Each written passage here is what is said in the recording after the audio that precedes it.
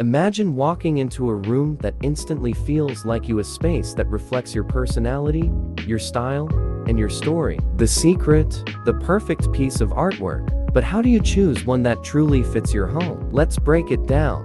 Artwork isn't just decoration. It sets the entire mood of a space. Whether you want a calm, serene vibe, or an energetic, bold statement, the right piece can transform a room. Do you love modern minimalism, classic elegance, or bohemian charm? Your artwork should match your personal aesthetic. If you're unsure, start with what naturally draws your eye.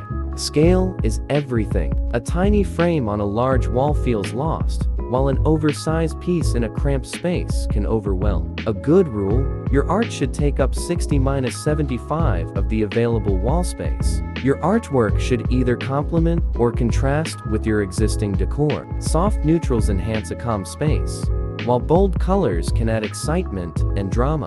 The best artwork tells your story, whether it's a piece from your travels, a family portrait, or something that simply speaks to you. Choose art that resonates emotionally. The right artwork doesn't just fill empty walls, it breathes life into your home. So take your time, trust your instincts, and create a space that feels truly yours.